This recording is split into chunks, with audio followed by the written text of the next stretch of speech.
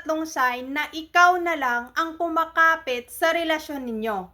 Number 1, kapag ikaw na lang palagi ang nag-i-initiate, ikaw ang unang nagchat-chat, tumatawag at naghahanap ng paraan para lang magkausap kayo o magka-bonding. Number 2, kapag ikaw na lang palagi ang nag-aayos kapag may problema kayo, na kahit nasasaktan ka na, ikaw pa rin ang gumagawa ng paraan para lang hindi tuluyang masira ang relasyon ninyo.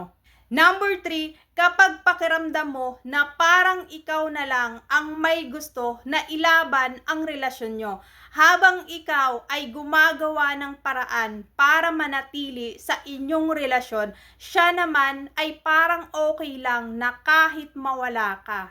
Laging tandaan na ang relasyon ay hindi dapat binubuhat ng isang tao lang.